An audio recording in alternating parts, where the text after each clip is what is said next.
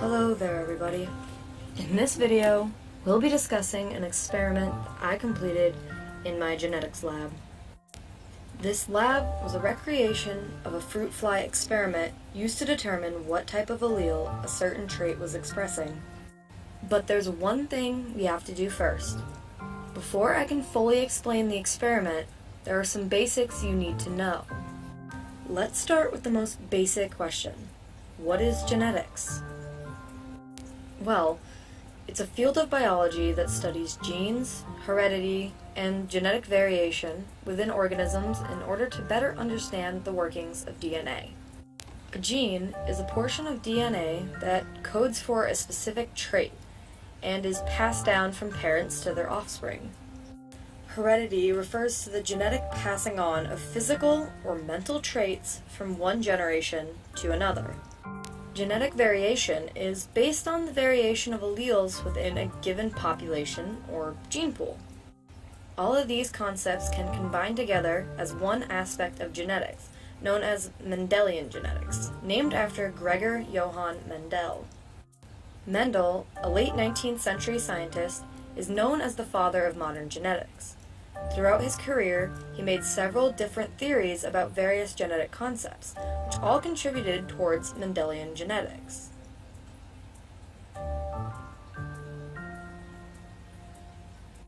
Two such concepts are the law of segregation and the law of independent assortment. The law of segregation is the idea that all organisms have two alleles, and that those alleles separate to make sex cells. The offspring then receives one of these alleles from each parent.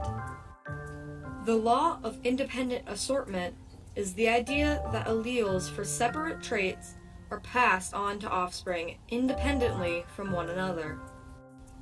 To put it in simpler terms, this law means that the selection of one allele has nothing to do with the selection of another allele.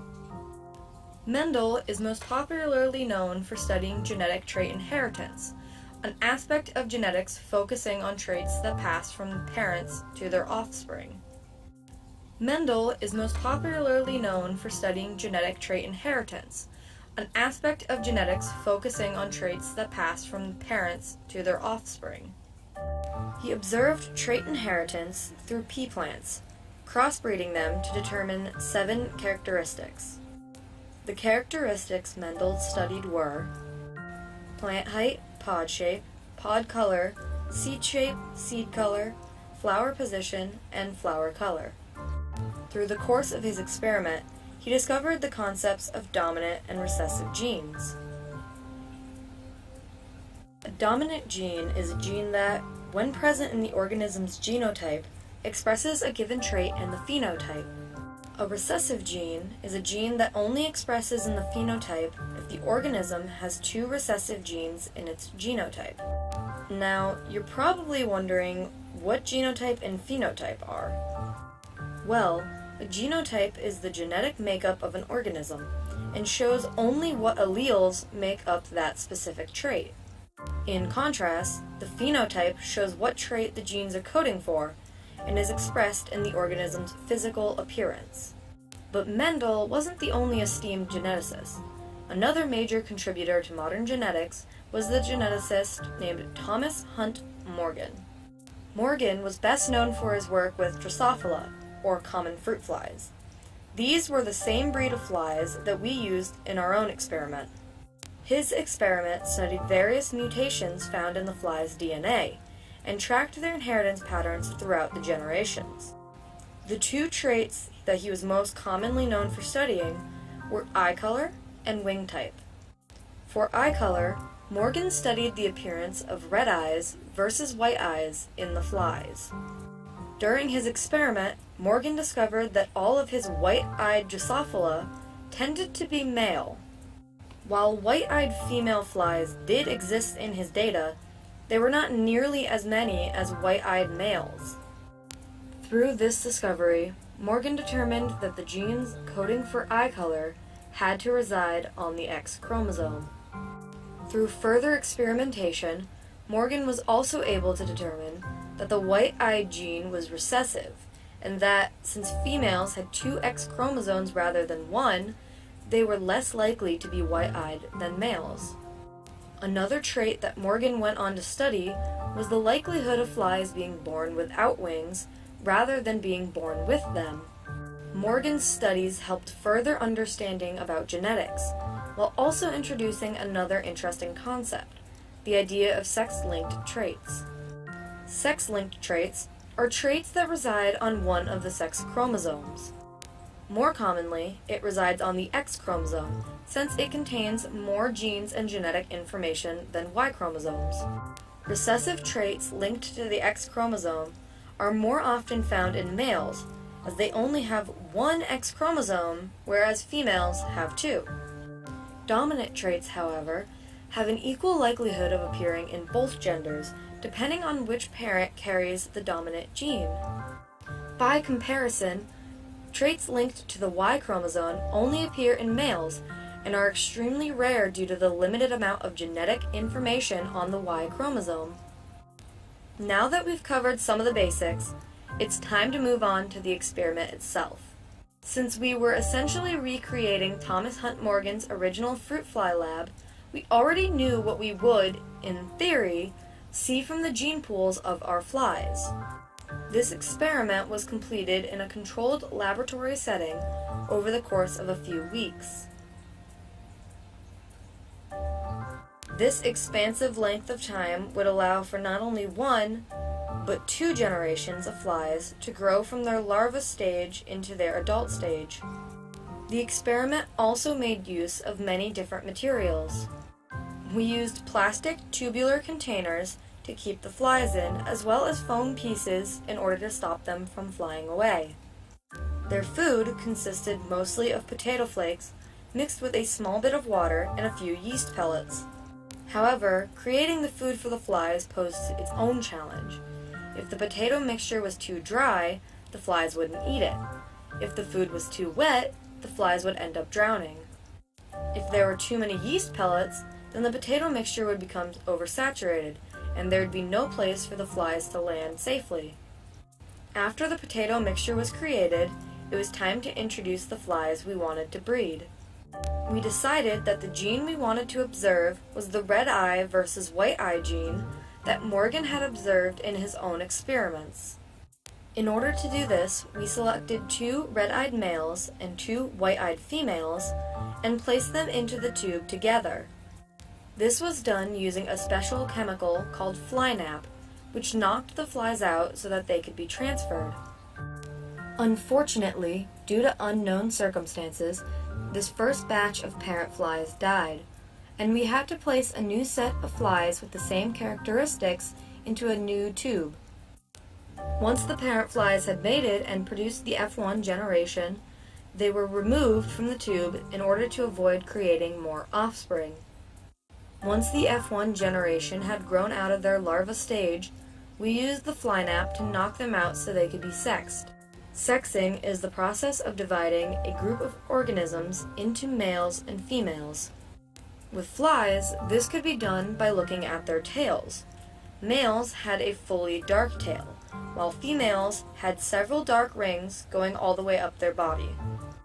As we sexed the flies, it was also extremely important to note and record the color of their eyes. Since we were looking at the gender to eye color ratio, we had to ensure to record all the data into 4 categories. These categories were white-eyed females, white-eyed males, red-eyed females, and red-eyed males. After sexing all of the flies, we determined that there were 31 female flies and 30 male flies. For the female flies, 22 had white eyes and 9 had red eyes. For the male flies, 29 had white eyes and only 1 had red eyes. According to the data, this meant that crossing 2 white-eyed females and 2 red-eyed males would create mostly white-eyed offspring. However, this count doesn't fully answer the question of whether or not white eyes is a recessive gene like Morgan claimed. In order to determine this further, we bred some of these F1 flies to make a new F2 generation. We had two original ideas for breeding the F2 generation. The first was mixing red and white-eyed offspring from the F1 generation and observing our results. In the end, we decided to scratch that idea and do something else. Crossing the F1 offspring in this configuration would only result in another mixture of the two colors. Since we were trying to figure out whether or not the white-eyed gene was dominant or recessive, breeding another generation between white and red-eyed flies wouldn't conclude anything. Instead, we settled on breeding 4 white-eyed female flies with 4 white-eyed male flies from the F1 generation. The idea behind this cross was that, if Morgan was indeed correct, breeding only white-eyed flies should result in only white-eyed offspring. Since the white-eyed flies came from the F1 generation, they could only be one of 2 different possible genotypes. If the white-eyed gene was dominant, these flies would have had a heterozygous genotype. If the white-eyed gene was recessive, they would have had homozygous recessive genotypes. These genotypes can be determined by looking at the parent flies again. Both male flies from the parent generation were red-eyed, while both female flies were white-eyed.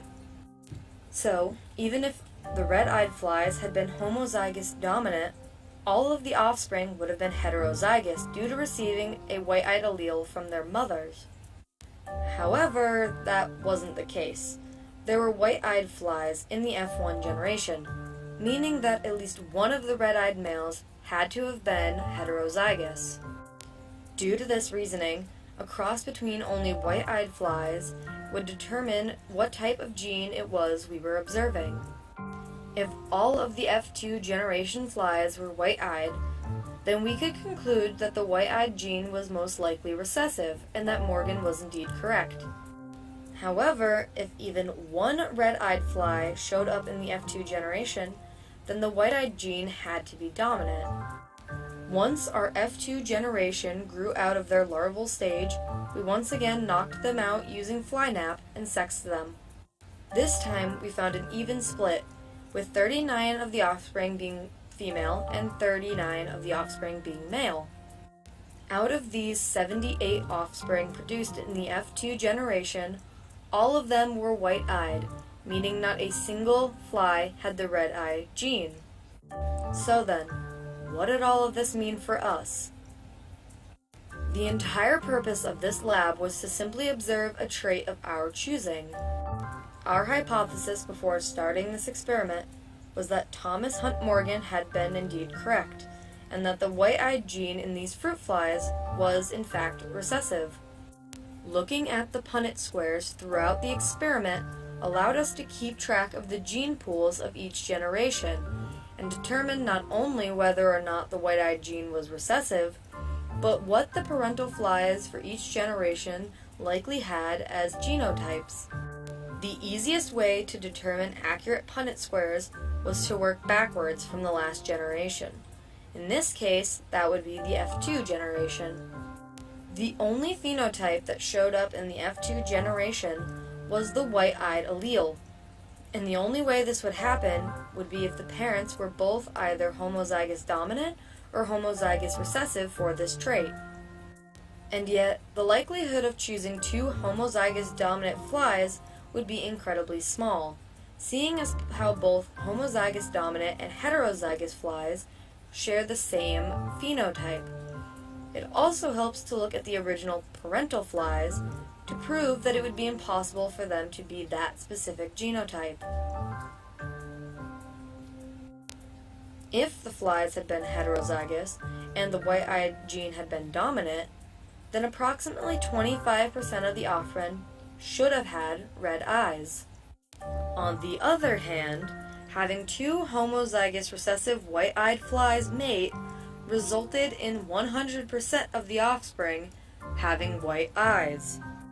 According to that logic, the parental flies for the F2 generation had to be homozygous recessive in order for all of their offspring to have white eyes.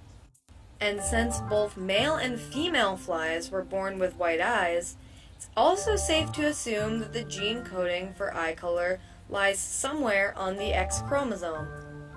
All of the data gathered throughout this experiment helped support not only our hypothesis, but Morgan's earlier work as well. Having our experimental data match up with a renowned scientist like Thomas Hunt Morgan helped us feel more confident in our own findings. After all, none of our data had been fabricated during the experiment to fit what we knew should have appeared. Looking at the F1 generation proves that.